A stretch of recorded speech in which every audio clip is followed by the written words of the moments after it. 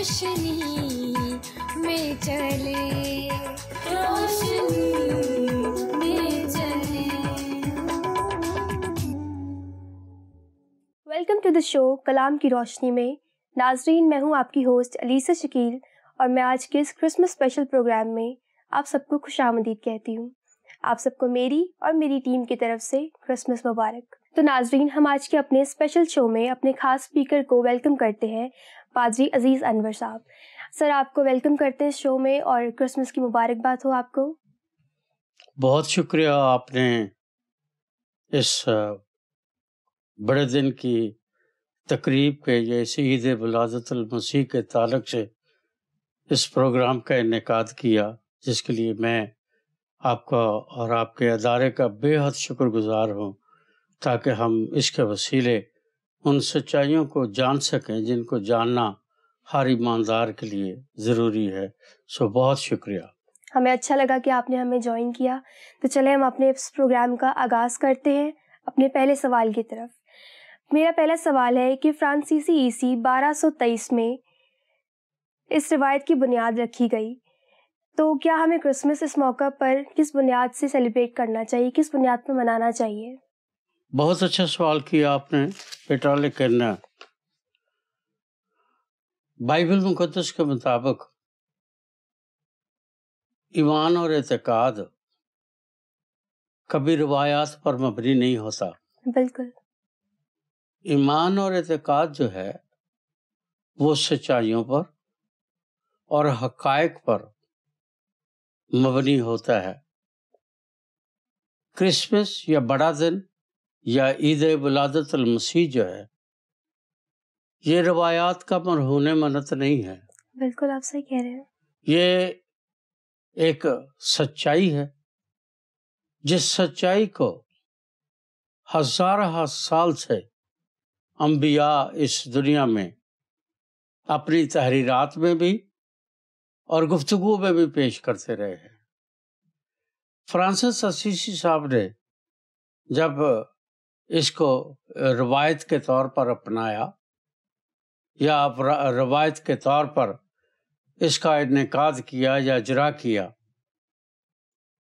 وہ دور دراصل کیتھولسزم کا ہے، کیونکہ 324 میں کانسٹنٹائن قیصر کے مسیحی ہونے کے بعد مسیحی اعتقادات اور نظریات جو ہیں ان میں یکسر تبدیلی آ گئی۔ اس کی وجہ یہ تھی کہ مسیحیت یا مسیحی ایماندار قبروں سے، غاروں سے یا چھپی ہوئی جگہوں سے نکل کر منظر عام پر آنا شروع ہو گئے تھے۔ اس کی وجہ یہ تھی کہ قیصر وقت جو تھا، قیصر روم جو تھا، وہ مسیحی ہو گیا، اور مسیحی ہونے کے ناطے مسیحیت جو تھی وہ اب درباری مذہب بن گئی، اور جب وہ درباری اور سرکاری مذہب بن گئی تو پھر درباری اور سرکاری مذہب کے جو تقاضے ہیں ان کے مطابق کانسٹنٹائن قیصر کو خوش کرنے کے لیے بہت سارے مسیحی علماء جو تھے وہ سامنے آ گئے۔ اس سے فرق کیا پڑا اس پر؟ اس سے بہت فرق پڑا۔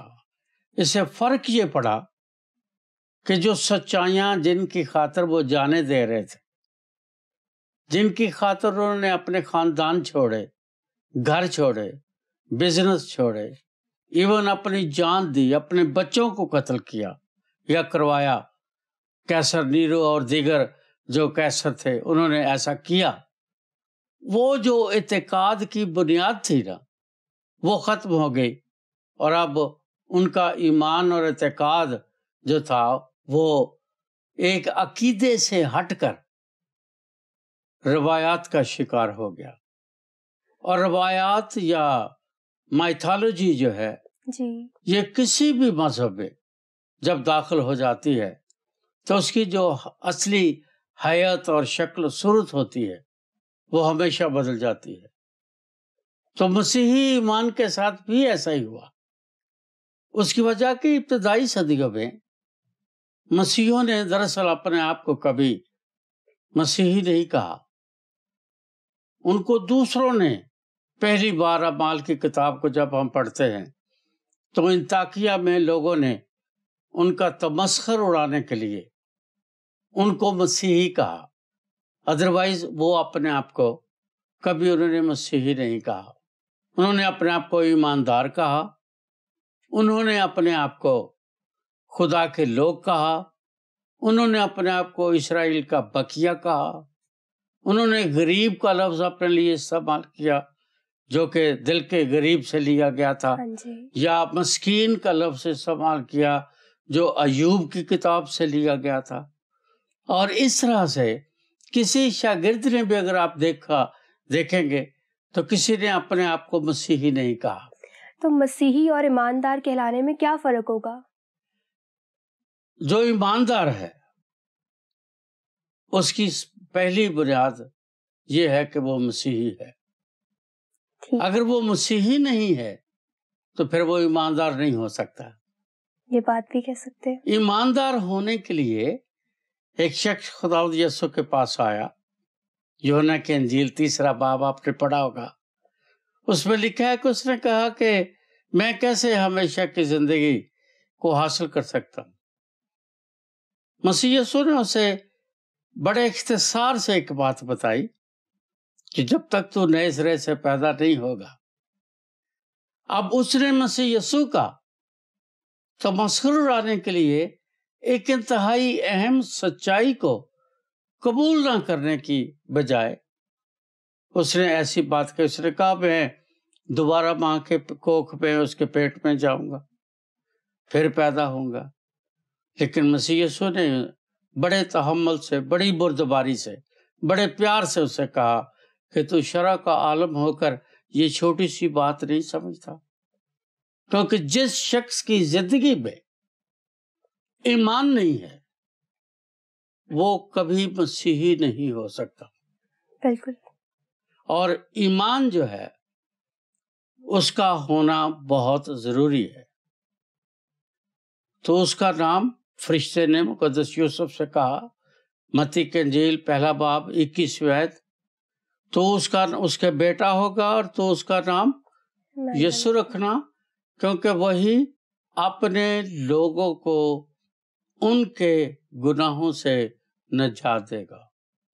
یوحنا کی انجیل کے 3 باب میں 16 آیت میں واضح طور پر لکھا ہے خدا نے دنیا سے ایسی محبت رکھی کہ اس نے اپنا اکلوتا بیٹا بخش دیا تاکہ جو کوئی اس پر ایمان لائے.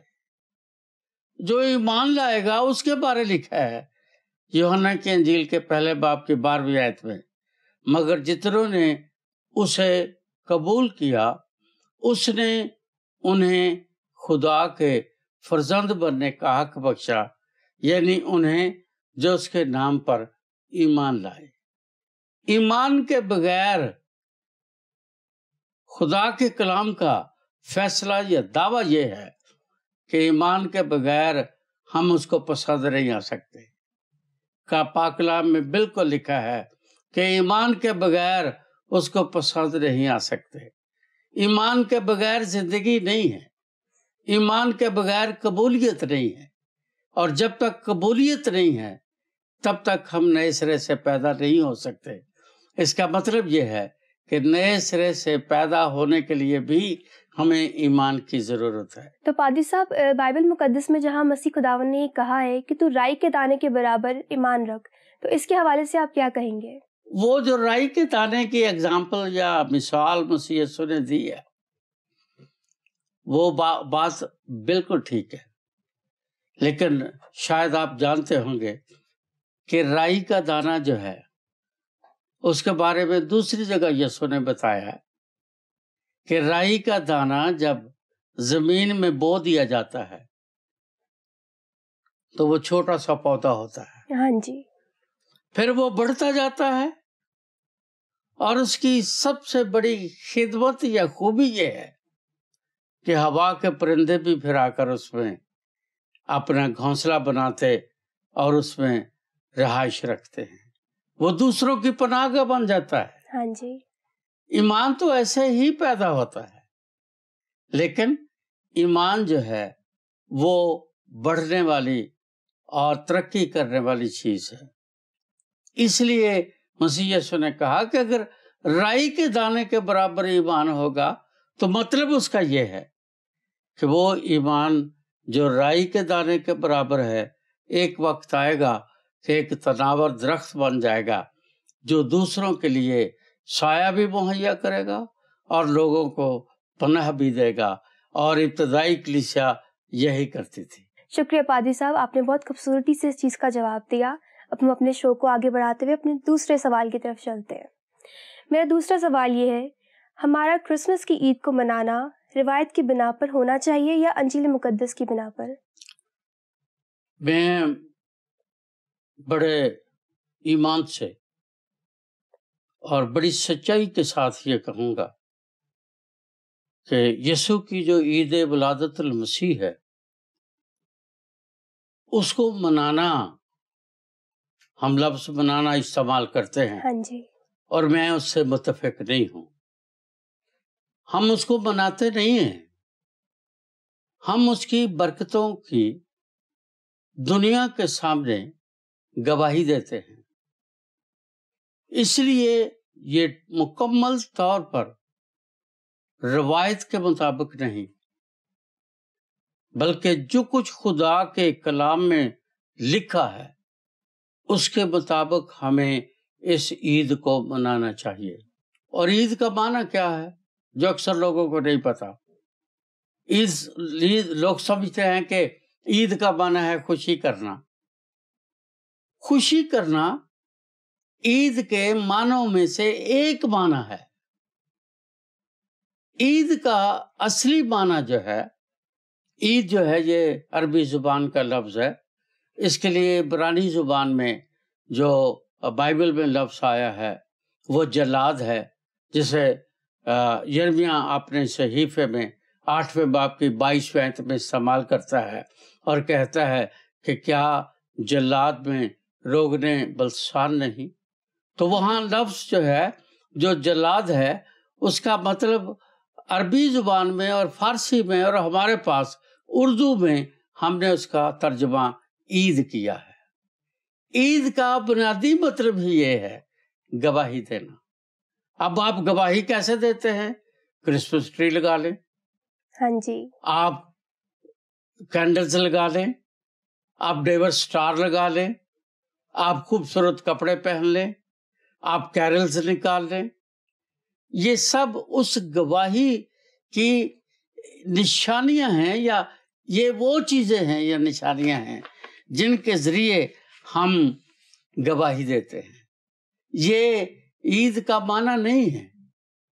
عید کا معنی خوشی ہم کرتے ہیں، اس میں کوئی شک نہیں، لیکن بائبل مقدس کے مطابق اگر روایات کی بات ہے تو پھر کہوں گا کہ جو قوم روایات میں پڑ جاتی ہے وہ اپنے عقیدے سے ہٹ جاتی ہے، اور آج تقریباً ان 2000 سالوں کی تاریخ میں میرے پاس وہ ہمارا یہ سبجیکٹ نہیں ہے کہ میں آپ کو بتاؤں کہ کیسے مسیحی کلیسیا جو ہے وہ اپنے اصل مقاصد یا عقیدے سے ہٹ گئی ہے، اور آج دنیا میں ہم بھی روایت پرستی کا شکار ہیں۔ اس لیے سچائی جو ہے وہ ایمان سے مفقود ہو گئی ہے۔ اس لیے بائبل کے مطابق بنانا چاہیے، کیونکہ بائبل ہمیں اس کی رہنمائی دیتی ہے۔ بالکل، آپ نے میرا پرسپیکٹو بھی چینج کیا، میں بھی اس عید کے مطلب کو ایک ڈیفرنٹ طریقے سے اب سمجھوں گی۔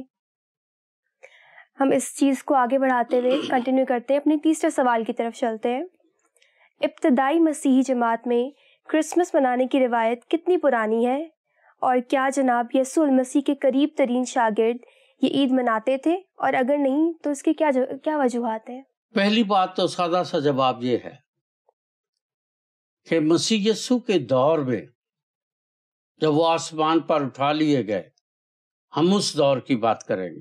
ہاں جی، ان کے آسمان پر اٹھائے جانے کے بعد جب عید پینتیکوس پر اعمال کی کتاب کے 2 باب کے مطابق کلیسیا نے جنم لیا یا کلیسیا مرز وجود میں آئی، تو پھر اس کے بعد سب سے بنیادی بات جو تھی وہ یہ تھی کہ کس طرح سے مسیح یسوع کے دور کی سچائیوں کو، عقائد کو، تعلیمات کو اور ان حقیقتوں کو کس طرح سے محفوظ کر لیا جائے، جس کے لیے سب سے پہلی جو انجیل ہے وہ مرکز کی انجیل لکھی گئی۔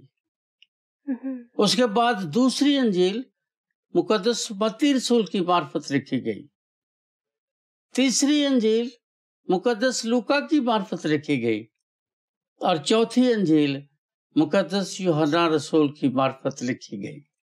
لیکن جب ہم مقدس لوکا کی انجیل کا مطالعہ کرتے ہیں اور مقدس متی کی انجیل کا مطالعہ کرتے ہیں تو پھر ہمیں پتہ چلتا ہے کہ یہ لوگ جنہوں نے ان اناجیل کو تصنیف کیا ہے، ان واقعات کو تصنیف کیا ہے، اب مقدس متی جو ہے وہ بتاتا ہے کہ مقدس یوسف کو پتہ چلا کہ اس کی منگیتر مقدسہ مریم حاملہ ہے، ہاں جی، اور اس نے اسے چپکے سے چھوڑ دینے کا ایک پیسج ہے باقاعدہ، اور پھر لکھا ہے کہ فرشتہ اس کے پاس آیا، اس نے اس کو آ کر بتایا کہ اپنی بیوی مریم کو اپنے ہاں لے آنے سے نہ ڈر، کیونکہ جو کچھ اس کے پیٹ میں ہے وہ روح القدس کی قدرت سے ہے۔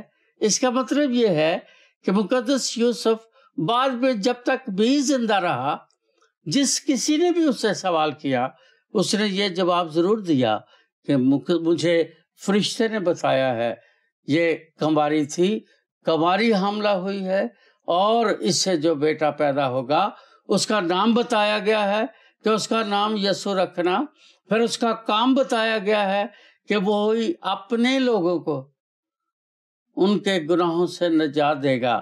اس کا مطلب یہ ہے کہ مسیح یسوع کے آسمان پر اٹھائے جانے کے بعد انجیل نویس بھی اور دیگر جو کلیسیا کے لوگ تھے یا رسول جو تھے جنہوں نے اناجیل لکھی، خطوط لکھے یا نہیں لکھے، لیکن وہ کلیسیا کے ممبر سے وہ خداوند یسوع کی عید، اس ولادت یا اس پیدائش کے بارے میں بڑی تفصیل کے ساتھ جانتے ہیں، کیونکہ مقدس لوکا جب اپنی انجیل کو لکھتا ہے تو اس کے دباچے میں لکھتا ہے کہ بہتوں نے کمر باندھی ہے کہ جو باتیں ہمارے درمیان واقع ہوئی ہیں ان کو ورثہ تحریر میں لائیں، لیکن اے موسیس حافظ، میں نے چاہا کہ میں بھی ان واقعات کو، وہاں ایک لفظ لکھا ہے جو انتہائی خوبصورت ہے، ان کو ترتیب وار بیان کروں جو ہمارے درمیان اور دیکھنے والوں یا گواہوں کے درمیان واقع ہوئی ہیں۔ اس کا مطلب وہ جب اپنی انجیل کو لکھتا ہے تو چونکہ وہ اپنے پیشے کے لحاظ سے ڈاکٹر ہے، محقق ہے، اس کا اپنا کلینک ہے، وہ خداوند کو قبول کرتا ہے، تو اس کی جو محققانہ سوچ ہے اس سوچ کے مطابق لکھتا ہے کہ میں نے بھی چاہا کہ ترتیب وار ان واقعات کو بیان کروں، اور تاریخ یہ بتاتی ہے بعد میں جو دوسری کتابیں ہیں ان سے پتہ چلتا ہے کہ وہ مقدسہ مریم کو بھی ملا، وہ مقدس یوسف کو بھی ملا، وہ ان گڈریوں کو بھی ملا، اس دور کے لوگوں کو بھی ملا، اور بے شمار خواتین اور مرد جو ان واقعات کو جانتے اور ان کا چشم دید گواہ تھے وہ ان سے ملا، اور اس نے پھر ان کو ترتیب وار لکھا، اور جب اس نے ان کو ترتیب وار لکھا تو اس سے ثابت ہوتا ہے کہ نئے عہد کے لوگ جو تھے وہ مسیح یسوع کی پیدائش کے ایک ایک واقعہ کو جانتے تھے۔ یہ چیز بڑی اچھی ہے کلام مقدس میں پائی صاحب کہ چاروں اناجیل میں تھوڑا تھوڑا ذکر ہوا ہے اور وہ ایک ہی لنک کرتے جاتے ہیں اس پورے ایونٹ کو کہ کیا چیز ہوئی، کس طرح سے ہوئی۔ سادہ سی بات ہے بیٹا کہ ہر شخص اگر کسی بھی واقعہ کو، ہم 4-5 لوگ اگر کسی واقعہ کو دیکھتے ہیں تو ایک انتہائی قدرتی اور نیچرل سی بات ہے کہ جب ہم اسے برتہ تحریر میں لائیں گے یا اسے تصنیف کریں گے، پہلی بات تو یہ ہے کہ ہمارا انداز فکر فرق ہے، ہاں جی، ایک دوسرے سے انداز فکر فرق ہے۔ پھر دوسری بات، ہماری زبان سے واقفیت فرق ہے۔ تیسری بات، جب ہم چیزوں کو دیکھتے ہیں اپنی آنکھوں سے تو چشم دید گواہ ہونے کے باوجود وہ 4-5 لوگوں کو اس چیز کو بیان کرنے کا طریقہ فرق ہے، سب کا پرسپیکٹیو ڈفرینٹ ہے، سب کا اپنا اپنا انداز فکر ہے، انداز تحریر ہے۔ اور یہی خوبصورتی ہے ان چاروں اناجیل کی کہ یہ چاروں اناجیل مختلف واقعات کو مختلف زبانوں میں لکھتے ہیں۔ گو ہم سمجھتے ہیں کہ انہوں نے یونانی زبان میں لکھا، لیکن ارامی زبان کو بھی انہوں نے ساتھ ساتھ لکھا۔ مقدس لوکا نے ارامی زبان کو بھی استعمال کیا جہاں یسوع نے ارامی زبان کی بات کی، مقدس متی نے ارامی زبان کو بھی استعمال کیا۔ تو اس طرح سے یونانی اور ارامی زبان میں، اور جہاں عبرانی زبان کی ضرورت پڑی، ان تحریر کرنے والے مصنفین نے ان زبانوں کو بھی استعمال کیا، چونکہ سب کا زبانوں کے تعلق سے علم فرق ہے۔ اس لیے بہت سارے لوگوں کو لگتا ہے کہ شاید وہ جو واقعات لکھ رہے ہیں ان میں کوئی فرق پایا جاتا ہے، ایسا بالکل نہیں ہے۔ بہت شکریہ پادری صاحب۔ ہم اپنے چوتھے سوال کی طرف چلیں گے۔ کرسمس کی تاریخی اور تھیولوجیکل پہلوؤں سے کیا مراد ہے؟ یہ میری نظر میں آج ہمارے اس پروگرام کی جو ریڑھ کی ہڈی ہے نا، وہ یہ سوال ہے، کیونکہ اگر ہم تھیولوجی یا علم الہی کے بارے اور اس عید ولادت المسیح کے بارے نہیں جانتے یا اس کے تعلق کو ہم نہیں جانتے تو پھر بالکل آغاز میں جو بات ہوئی تھی، ہم مسیحی نہیں ہیں۔ پہلی بات جو سوال ہے، علم الہی یا تھیولوجی کے مطابق کیا ضرورت تھی کہ خدا انسان بن جائے، جو میرے اور آپ کے یا بے شمار مسیحیوں کے ایمان کی بنیاد ہے؟ اگر اس ضرورت کا ہی ہمیں نہیں پتا تو پھر ہمارا اس عید کے بارے میں روایتی نظریہ تو ہو سکتا ہے، اعتقاد اور ایمان کا نظریہ نہیں ہو سکتا۔ بالکل صحیح کہہ رہے ہیں آپ۔ تھیولوجی کیا بتاتی ہے یا علم الہی کیا بتاتی ہے؟ پہلی بات کہ خدا پاک ہے، اس لیے وہ کہتا ہے پاک بنو کیونکہ تمہارا بنانے والا پاک ہے۔ میں نے کبھی کہیں نہیں یہ لکھا ہوا دیکھا بائبل مقدس میں، شاید میرا علم ناقص ہے اس لیے، کہ نیک بنو۔ بائبل میں یہ لکھا ہے پاک بنو۔ مقدس پطرس میں یہی لکھتے ہیں، اور 10 احکام کے آغاز میں بھی یہی ہے، توریت میں بھی یہی ہے، اور خدا یہی چاہتا ہے پاک بنو۔ چونکہ خدا پاک ہے اس لیے اس نے انسان کو پاک پیدا کیا ہے اور بغیر گناہ اور گناہ کے تخم کے پیدا کیا ہے۔ خدا نے 3 طرح کی تخلیقات کی ہیں، بلکہ اس سے زیادہ ہے۔ اب جتنی بھی مخلوقات ہے کہہ لیں کہ وہ خدا نے اپنے کلام سے پیدا کی ہے۔ اس نے کہا کہ ہو جا، پہاڑ ہو گئے، سمندر ہو گئے، اجرام فلک ہو گئے، پھل پودے پھول یہ سب کچھ ہو گئے۔ لیکن جب ہم یہ پڑھتے ہیں کہ خدا نے 6 دن حیوانوں کو بنایا تو وہاں ہم انسان کے بارے میں بھی پڑھتے ہیں۔ حیوان تو اس نے کہا ہو جا، تو جو اس کے برین میں جو اس کا پورٹریٹ تھا وہ ایک شکل کی صورت میں اس کے سامنے آ گیا. لیکن آدم کے لیے اس نے ایسا نہیں کہا. 26ویں آیت میں لکھا ہے پہلے باب میں، پیدائش کی پہلے باب میں، آؤ ہم انسان کو اپنی شکل اور صورت اور اپنی شبیہ پر بنائیں. اور پھر لکھا ہے انہوں نے انسان کو اپنی شکل اور صورت پر بنایا، یا آدم کو اپنی شکل اور صورت پر بنایا. پیدائش کی کتاب کے پہلے باب سے جب ہم تخلیق کائنات کا بیان پڑھتے ہیں تو کہیں نہیں لکھا خدا نے کہا آؤ ہم سمندر بنائیں، آؤ ہم آسمان بنائیں، آؤ ہم ستارے اجرام فلک بنائیں، آؤ ہم یہ کریں. انسان کے لیے اس نے کہا، اور انسان کے لیے یا آدم کے لیے اس نے جو لفظ استعمال کیا وہ یہ ہے ہم اس کو اپنی شکل اور صورت اور شبیہ پر بنائیں. سادہ سی انڈرسٹینڈنگ یہ ہے کہ خدا اگر وہ کہتا ہے اپنی شکل و صورت پر تو اس کا ہاتھ کتنا لمبا ہے، اور اگر وہ 10,000 میل لمبا بھی ہے تو پھر حد تو آئے گی نا. ہاں جی. تو لامحدود خدا کا ہاتھ محدود تو نہیں ہو سکتا. اس کا مطلب جب وہ یہ کہتا ہے کہ آؤ ہم انسان کو اپنی شکل پر بنائیں تو اپنی صورت پر بنائیں، تو اس کا مطلب اس کے یہ جسمانی خد و خال نہیں ہے، کیونکہ جسمانی خد و خال کا ذکر چونکہ کلام میں ہے اس لیے لوگ شاید اس نظریے سے یہ سمجھتے ہیں، کیونکہ لکھا ہے خدا کی آنکھیں، خدا کے ہاتھ، خدا کا بازو، خدا کے دل، خدا کا دماغ، اس کے جو جسمانی اعضاء ہیں ان کا ذکر پایا جاتا ہے. اس کا سبب کیا ہے؟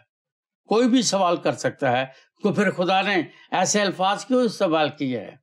اس کی وجہ یہ ہے بیٹا کہ انسان ان باتوں سے آگے جو ڈیوائن لینگویج ہے یا ڈیوائن باتیں ہیں یا ڈیوائن علم الہی ہے اس کو نہیں جانتا، اس کو انڈرسٹینڈ نہیں کرتا. پڑھ سکتا ہے، سن سکتا ہے، پر انڈرسٹینڈ نہیں کر سکتا. اور اس کو سمجھنے کے لیے، اس کی انڈرسٹینڈیبلٹی کے لیے خدا نے یہ لفظ استعمال کیا، آؤ ہم انسان کو اپنی شکل اور اپنی صورت پر بنائیں. تھینک یو پادری صاحب. ان تمام سوالوں سے میں نے بہت کچھ سیکھا، اور میں امید کرتی ہوں کہ ہمارے ویورز نے بھی بہت کچھ سیکھا اور سمجھا ہوگا. پر وقت کی کمی کے باعث ہم اس پروگرام کو سیکنڈ ایپیسوڈ میں کنٹینیو کریں گے. تو ناظرین بنے رہیے گا اگلے ایپیسوڈ کے لیے جو کہ کرسمس اسپیشل کا پارٹ 2 ہے. میری کرسمس. آؤ ہم خداوند کی روشنی میں چلے.